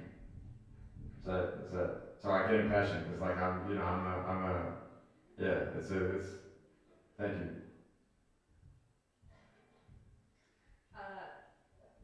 So guys, we have about 10 more minutes. Okay. Yeah, you guys gotta choose because you won't. Why not you? Yeah, I know, it's sort of, thanks for being, yeah. Hi, my name's Hannah, and I study family and human development and sociology, so this is like very much in my wheelhouse. Awesome. You said that the point of view is to open a dialogue about these kinds of behaviors, but do you think that that's really what it's doing? Because My show. The show, yes. Because let's there wade into this are one, clearly lessons to be learned from it, and we're having the dialogue here, but you said before people on social media are glorifying Joe's behavior and they're demonizing like Beck and Candace and those people. So ultimately, like the broader audience of the show, do you think that they're getting this message and that it's opening a dialogue for them? Or is it just opening a dialogue for people like us who are already interested? I don't know that I said the purpose of the show is to establish a dialogue. I think it's what certainly I'm using it for. Thanks. I believe it's my responsibility, you know.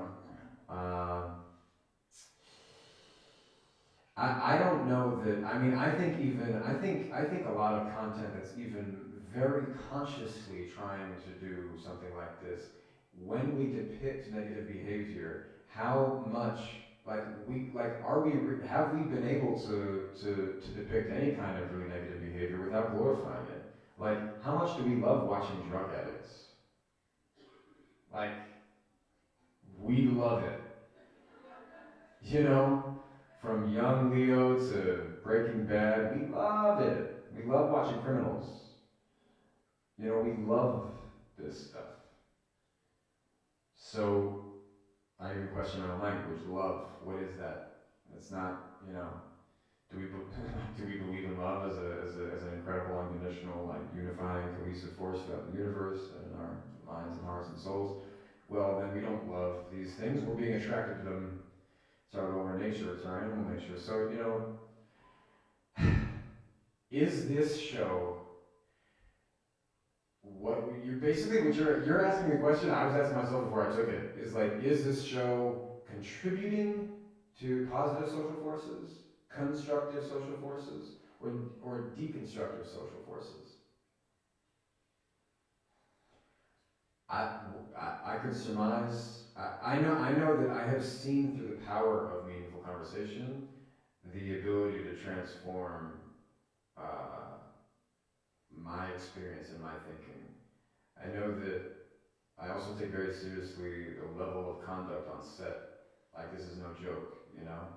Like, so those of us on set are hopefully having a pretty purified experience, I think. I kind of ironically, as intense and dark as the show is. So I kind of want to help to bring that to this larger thing, is like, you know, as much as we might tell ourselves that a war movie is a great anti-war movie, we're seeing a lot of war movies, though. We're not getting any less war. And we put men, I mean, I don't know that men in the military can actually have that really nice tie to the side, but kind of long in the front and slick back at all times, and the dirt on their face, and they just look so damn good. Like, is that what war looks like? So, you know, it's like, you're right to ask the question again, and like, this is being streamed live, so I will pause. Okay. I've been as forthcoming as I think I understand how, you know what I mean? But thank you for that. Can we get another one louder? This gentleman in the front. Yeah, it's good to go. Let's get some a male voice or two.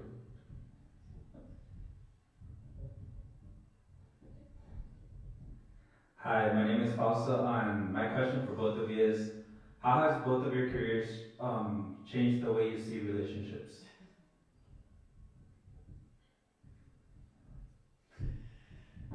Do I go? Sure. I mean, you want? I could. Yeah, you go. Okay. Career. Well, I mean, I see how, like, you know, obsession with career can really disintegrate a relationship. I mean, I see how, like, our values, our kind of maniacal pursuit of success can tear at the fabric of a relationship. A relationship should support what we want to do, not take away from what we want to do. Can you say a little bit more about the question? Can you just, you know what I mean? Like, it's.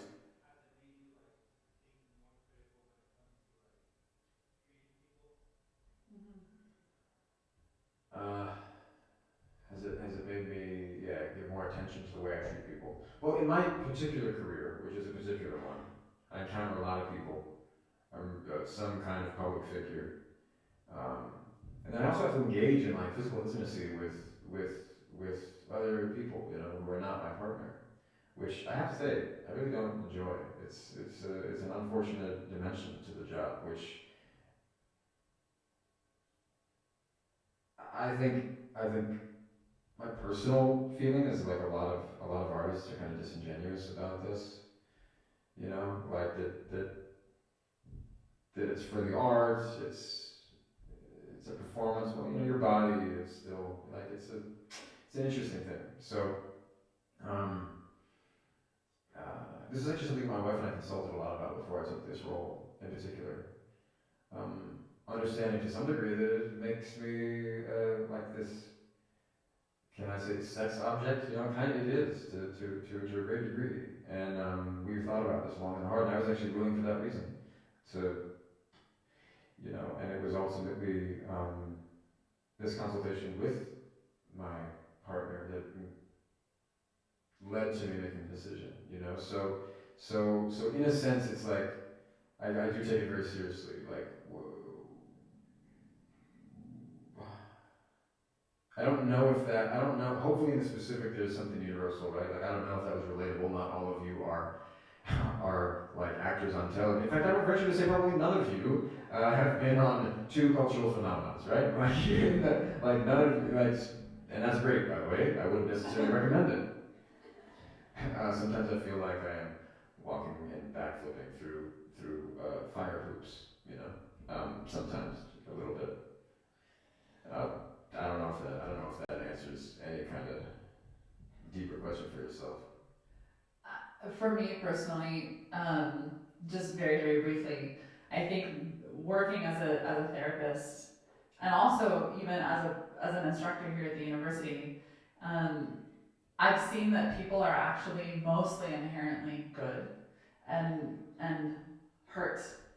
That a lot of the negative things that we see are fueled by hurt in that person. And so I feel like it's given me a bit more compassion in any kind of relationship that we're talking about, whether it's romantic or platonic or family or whatever. So just in a nutshell, yeah. Okay, guys, this is gonna be the last question. You said that before. I don't know, where do we want to go? You pick, I've been picking. I'm seeing a lot of people pointing you. Yeah, you. Yes. No, yeah. Hoops. Hoops, right? Yes. Hoops. Hoops. Yes, Yeah. you.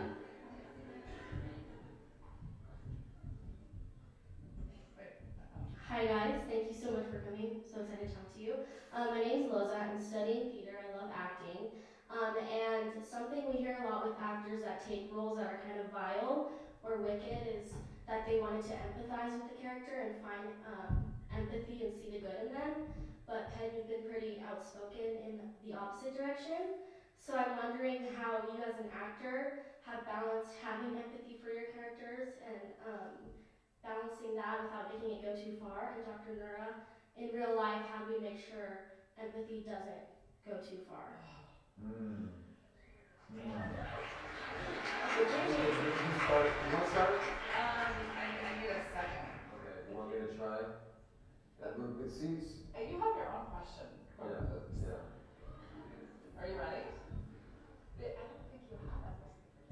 No, I don't. Yeah, I don't have empathy for Joe. I have empathy for people.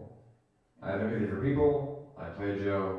When they say between action and cut, I judge him as little as possible. Frankly, to me, what your question gets at is questioning convention. So many methods used by so many actors, like so many things, like so many systems of belief adopted by so many people. I mean, where are they coming from? Is it coming from like mostly Freudian psychology, let's say? You know, is it coming from systems of belief which make the mind mechanical and the human animal? Techniques from these various systems of acting teachers. Who are those old white men? You know, like I don't know. I'm not sure that it's that necessary to convince yourself of all these things to like perform. And you know, maybe there's a limit to my capacity as an actor. I'm not gonna be, you know, okay, fine. Like figuring that out. I think it's far more important to be honest about this than it is to like be a good actor. You know. Of course, also there's a fine line to like the integrity of your conduct as an actor. So, yeah, I don't know. But to me, the essence of your question gets at like questioning the belief systems that are kind of like impressed upon us, but which is really important. Like I don't. I think she was asking though, I think, like, do you have any empathy for him at all? And I mean, from the conversations we've had, No, I mean he's you not real. hate him. Well, I don't even hate him. He's not real. You know what I mean? Like, he's not real. None of it. I mean, I don't know. I'm like so glad that we can have these deep conversations around him, but he's not real. I mean, again, I don't know that he's a clinical portrayal of a. He's not. Yeah, he's not a clinical portrayal like a psychopath or a sociopath. So to me, it's like, what's the beyond the moments between action and cut and me just being present and giving life to this guy. I mean, I don't need to have empathy for a fictional character. Why? Like, I'm even honestly like maybe it sounds stupid, but I'm even wondering why that's important. Like, why is that important? Like because actors do talk a lot about having empathy for their characters and like I don't know. I think it might be about identifying with that character in some way. Like a lot of actors are like, I identify with them. Surely, okay, so yeah, surely I can find identity there. Yeah, definitely. Like give voice to the deep fears, which then turn into rage. You know, I mean, apparently I do that somewhat easily. I got to work on that. Okay. Yeah. So yes, that's a great clarification. Thank you. I mean, I certainly identify with all. I mean, also like a credit to the show, credit to the character, credit to the writers. Like there are things he's touching on that clearly are universal. You know, clearly. Otherwise, it wouldn't be doing what it's doing. So to me, it's less about this overall empathy and being like, yeah, but Joe, you know what? At the end of the day, somehow I gotta love you. No, it's more like, what's happening now? What's he doing? Do I understand that? Yes. And what can you just really quickly say that oh, there you are. Can you just really quickly say the other piece of your question for me?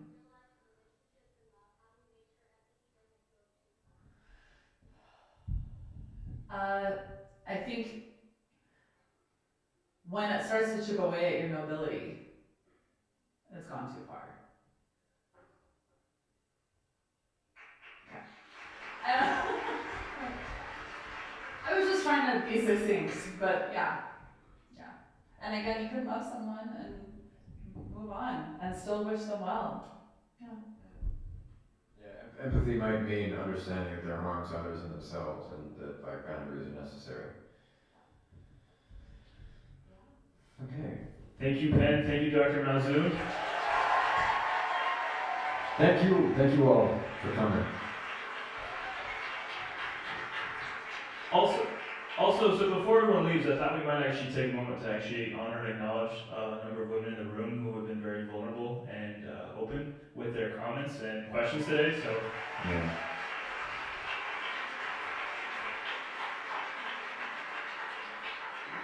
So, before y'all leave, Keep them up because this is streaming too, right? Isn't that the thing? This is weird. Okay. The Bahá'í Club here at ASU is planning on having more activities like these. Please follow us at ASU Bahá'í and look for also an email and evites sent out with regards to upcoming events about meaningful discussions surrounding various topics such as this. Additionally, for those of you who, your first time, what the hell is the Bahá'í Club? What is this Bahá'í faith? What is this? On your way out, there's a booth with a number of members of the Bahá'í Club there. Please feel free to stop by, ask questions, get more information about what we're actually doing on campus and around campus. And then, You don't have to be a Baha'i to be involved in the Baha'i Club. It's just like-minded people who want to work towards social change. That's it. and there's also a photo booth on your way out, so feel free to take photos and do the hashtags. And last but not least, I have the names of the 5 individuals who will be part of the meet and greet. I apologize. Sorry, yeah. I apologize if I'm not pronouncing these correctly, but Taya McCormick. Is she here? She left. Maybe she's not here. Oh, is she back there? That's Yeah, that's. All right. So we have backup. So Caroline Lynch, are you in the room? Yes. All right. Julia Shamko, and then Isabella Renee, Caitlin Slattery, and then it sounds like for backup we have Tejas Singh. And so if you guys on your way out, just meet at the registration desk. Thank you once again.